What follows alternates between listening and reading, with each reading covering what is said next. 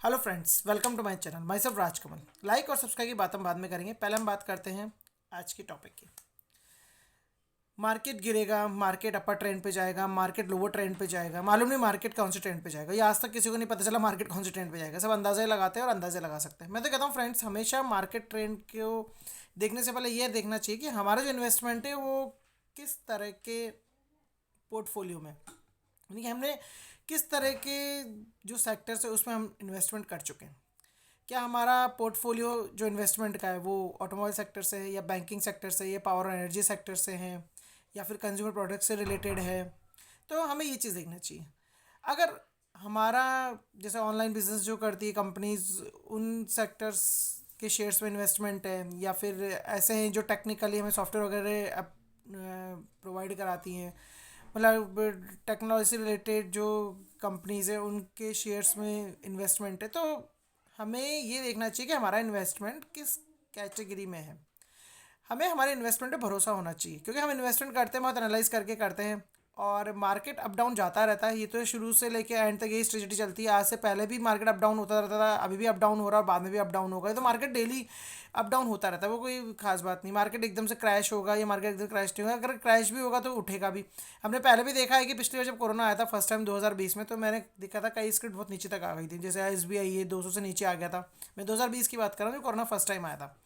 और उस वक्त भी कई अच्छी स्क्रिप्ट है, जैसे जैसे रिलायंस इंडस्ट्री का शेयर है वो भी नीचे आ गया था, वो भी 1,000 रुपये से नीचे आ गया था। और जैसे विप्रो कंपनी का शेयर है वो भी नीचे आ गया था। लेकिन आज वापस से देखिए इन सब में एक हाई रेंज पे मतलब कि ये शेयर सब अवेलेबल है। यानी कि उस वक्त 200 से नीचे था SBI, तो क्या आज का 200 से नीचे है क्या? आज 500 से ऊपर मिल रहा है हमें। और आज भी क्या बोलते हैं, जो भी हमारा विप्रो का शेयर है 600 प्लस है। और जो हमारा क्या बोलते हैं रिलायंस इंडस्ट्री का शेयर है, वो बीच में तो हमने देखा था 2500 से भी ऊपर चला गया था, 2700 रुपये से भी ऊपर चला गया था। तो कहने का मतलब है कि मार्केट नीचे जाएगा ऊपर होगा, आप इन पे ध्यान मत दीजिए। आप तो सिर्फ ये ध्यान रखिए कि आपका पोर्टफोलियो क्या है। और अगर आपने एनर्जी पावर सेक्टर्स में इन्वेस्टमेंट कर रखा है, बैंकिंग सेक्टर में इन्वेस्टमेंट कर रखा है, ऑटोमोबाइल सेक्टर में इन्वेस्टमेंट कर रखा है, कंज्यूमर प्रोडक्ट से रिलेटेड जो कंपनीज उनमें इन्वेस्टमेंट कर रखा है, या ऑनलाइन जो भी ऑनलाइन का जो बिजनेस मेंटेन करवाती है कंपनीज जो ऑनलाइन से रिलेटेड है, अगर उनमें कर रखा है, तो उसमें घबराने वाली कोई बात ही नहीं। फ्यूचरिस्टिक है ये सब, ये सेक्टर सारे फ्यूचरिस्टिक है। अगर डाउन में जाएंगे तो वापस अपर आ जाएंगे। हाँ, आपको प्रॉफिट बुक करना है, आपको जो प्रॉफिट मार्जिन है, आपको लगता है कि आपको जितना प्रॉफिट चाहिए उतना बुक करना चाहिए, तो आप बुक कर लीजिए।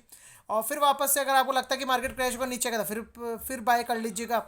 लेकिन ये भी हो सकता है कि भाई मार्केट नीचे आए ऊपर जाए। अगर मार्केट नीचे भी जाता तो हो सकता है कि जरूरी नहीं कि जो शेयर्स के बारे में सोच रहे हो वो नीचे आए, या मार्केट ऊपर जाए तो ये भी कोई ज़रूरी नहीं कि जिन शेयर्स के बारे में ऊपर जाने की सोच रहे हो वो ऊपर जाए।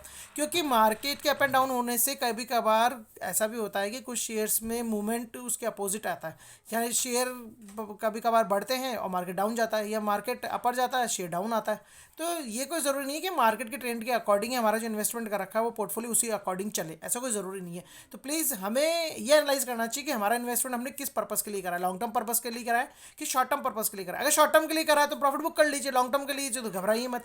आपने जिस भी पोर्टफोलियो में इन्वेस्टमेंट कर रखा है उसको एनालाइज कर रखा होगा, और भी एनालाइज कीजिए। नीचे बल्कि आता है तो अपनी बाइंग को एवरेज करने की कोशिश कीजिए कि जिस भी रेट पे आपने इन्वेस्टमेंट किया था उससे अगर रेट और आपकी एवरेज बनती है, कम होती है, तो और बढ़िया बात है और बेटर है। तो प्लीज़ उसके लिए आप रेडी रहिए। आप मार्केट में अगर आपको लगता है कि भाई मार्केट नीचे जाएगा या ऊपर जाएगा, लेकिन आपका जो पर्पस था लॉन्ग टर्म का या शॉर्ट टर्म का, तो मैंने आपको शॉर्ट टर्म का तो बता ही दिया क्या करना है। लॉन्ग टर्म में अगर पर्पस है तो बस लॉन्ग टर्म के बारे में सोचिए। आप कहेंगे शॉर्ट टर्म में परेशान हो रहे कि मार्केट डाउन जाएगा कि अप जाएगा। अभी भी देख लीजिए कि मार्केट नीचे आ रहा है, लेकिन मैंने भी अपने कुछ इन्वेस्टमेंट कर रखे हैं, लेकिन उन पोर्टफोलियो में कोई फ़र्क नहीं पड़ रहा उनमें, मतलब कि बहुत कम इफेक्ट आ रहा है। और जैसे कि क्या बोलते हैं कि मैंने बोला ना आपको कि भाई आपका जो भी पोर्टफोलियो, आपका जो भी इन्वेस्टमेंट है, आप उस पर ध्यान दीजिए। आप मार्केट के जो सेंसेक्स है उस पर ध्यान मत दीजिए। भाई मैं तो यही करता हूँ, मैं तो मेरे इन्वेस्टमेंट पे ध्यान देता हूँ। मैं मार्केट के सेंसेक्स पे ध्यान कम देता हूँ कि ऊपर जा रहा है कि लोअर जा रहा है, भाई ध्यान रखना पड़ता है। लेकिन फिर भी अपना जो इन्वेस्टमेंट है लॉन्ग टर्म है, जैसे कि मान लीजिए कि JP पावर एक शेयर है, मैंने उस पर इन्वेस्टमेंट कर रखा है, मैंने आपको पहले बताया था। तो बस मुझे कोई मतलब नहीं है कि वो अभी बीच में 10 रुपये से ऊपर चला गया था, 11 रुपये तक आ गया था, और वापस से 10 से नीचे आ गया, 9 पे आ गया, तो कोई बात नहीं। मुझे और मौका मिल रहा था मैं और खरीद लूँगा, वरना खरीदूंगा, मैं लॉन्ग टर्म के लिए खरीद चुका हूँ उसको, और लॉन्ग टर्म में ये अपर ही जाएगा, मुझे मालूम है, मुझे ऐसा लगता है, मेरी जो एनालाइज है वो मुझे बताती है। तो प्लीज़ मैं तो उसके अकॉर्डिंग सारा काम करता हूँ। और अभी भी मान लीजिए कोई शेयर अपर है, अच्छा शेयर है, और अगर वो नीचे आ रहा है तो उसको आप प्लस करने की कोशिश कीजिए। जैसे कि मान लीजिए पेटीएम का शेयर है वो नीचे आ रहा है, या क्या एसबीआई कार्ड है, उसका जो अभी मैंने देखा था कि भाई जो भी उसका प्राइस था मोर देन 1000 रुपीज़ था, और अभी वो क्या बोलते हैं 900 से बिलो, यानी कि 800 900 के बीच में आपको बाइंग के लिए अवेलेबल है। तो आप कुछ ऐसे शेयर्स पे ध्यान रख दीजिए, जैसे विप्रो है, विप्रो भी अभी डाउन आया हुआ है, विप्रो भी अभी 700 प्लस था, और अभी 600 टू 610 के आसपास ही चल रहा है, इसके बीच में ही चल रहा है। तो आप ऐसे स्क्रिप्ट पर ध्यान रखिए कि जो अच्छी होती हैं, जो अपर लेवल पे होती है, और अभी वो थोड़ा सा नीचे आए हुई हैं, आपको बाइंग लेवल उनका अच्छा मिल रहा है, तो प्लीज़ आप अपना इन्वेस्टमेंट कीजिए। इन्वेस्टमेंट आप जो भी करने वाले हैं 100%, तो आप उसका 50% कीजिए। आपको लगता है मार्केट और नीचे आएगा तो और प्लस कीजिए, और नीचे आएगा तो और प्लस कीजिए। यानी कि मैं तो ऐसा करता हूँ ऐसे मोमेंट पे कि अगर मान लीजिए कि मेरे पास 100% इन्वेस्टमेंट है, तो मैं 33% पहले इन्वेस्ट कर लेता हूँ, फिर और नीचे मार्केट जाता तो 33 और रेडी रखता हूँ, फिर और नीचे तो और 33 कर लेता हूँ।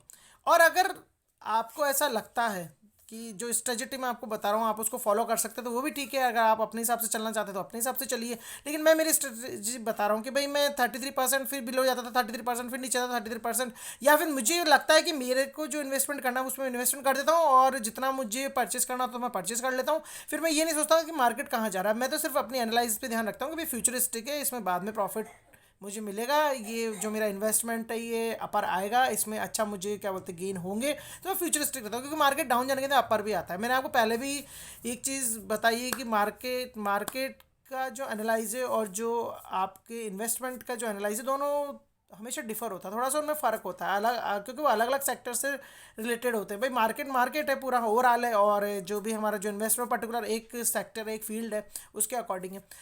मार्केट तो 48,000 भी पहले था, 50 भी हुआ, 55 भी हुआ, 60 भी हुआ, फिर 60 से ऊपर आया, फिर वापस 60 से नीचे आया, फिर 60 से ऊपर चला गया। तो क्या फ़र्क पड़ रहा है, आप अपने इन्वेस्टमेंट को देखिए। जो शेयर पहले 50 पैसे के थे, 1 रुपये के थे, आज मैं उनको देख रहा हूँ कि वो 5-5 रुपये तक आ गए हैं, 7-7 रुपये तक आ गए हैं। मैंने आपको पहले भी अपने कई वीडियोस में बताया कि कई शेयर तो 1 रुपये से नीचे थे, आज वो 10 रुपये से ऊपर है, या फिर अभी 10 रुपये से भी नीचे है, लेकिन वो 1 रुपये से 7-8 रुपये तक आ गए, 10 रुपये तक आ गए। तो उनमें मार्केट से क्या फ़र्क पड़ा, वो तो अपने गेंस पे ही आ रहे हैं, वो तो प्लस होते चले आ रहे हैं। तो फंडामेंटल है, हर बिजनेस का अपना एक फंडामेंटल होता है। जो मार्केट के अप डाउन जाने से बिजनेस के फंडामेंटल में कोई फर्क नहीं पड़ता, सिर्फ शेयर में फर्क पड़ता है, हमारे इन्वेस्टमेंट में फर्क पड़ता है। लेकिन जब फंडामेंटल अच्छे हैं तो नेचुरल है कि जो शेयर की जो प्राइजेस है वो अपर ही जाएगी। तो आप प्लीज़ इस बात पे ध्यान रखें जो मैं आपको समझाने की कोशिश कर रहा हूँ।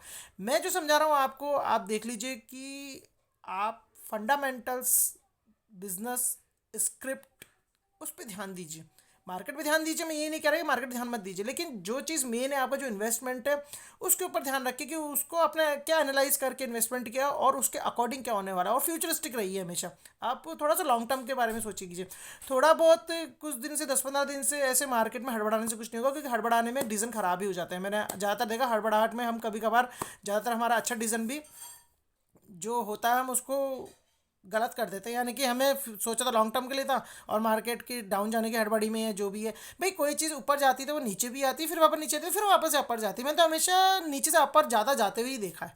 तो प्लीज़ उस चीज़ को ध्यान में रखिए, उसके अकॉर्डिंग कीजिए। ये मेरा खुद का एनालाइज है, मेरी खुद की स्ट्रेटजी है। मैं इसमें आप लोगों को बाउंड नहीं कर रहा हूँ, आप अपने समझदार हैं, आप अपने हिसाब से अपना जो भी इन्वेस्टमेंट है उसको प्लस करना प्लस कीजिए, माइनस करना माइनस कीजिए, बाय करना बाय कीजिए, सेल करना सेल करिए, प्रॉफिट बुक करना प्रॉफिट बुक कीजिए, लॉन्ग टर्म जाना लॉन्ग टर्म जाइए, शॉर्ट टर्म रहना शॉर्ट टर्म रहिए, as you wish, whatever you want. But I want to explain that what is going to be happen every time in market. I will try myself and I will try to explain you according to my analytical views. अगर मेरी information आपको सही लग रही है, अच्छी लग रही है, तो प्लीज़ लाइक कीजिए, शेयर कीजिए, और लोगों को कोई कन्फ्यूजन है तो उन तक पहुंचाइए। और कोई भी इन्वेस्टमेंट का डिसीजन लेते हैं तो प्लीज़ आप अपने फाइनेंशियल एडवाइज़र से एडवाइस लेके इन्वेस्टमेंट करें। अपने जो भी स्ट्रेटजी है उसको अपने फाइनेंशियल एडवाइजर के अकॉर्डिंग ही अपने ऑन रिस्क पे ही फॉलो करें। Thank you very much watching my video. Have a nice time.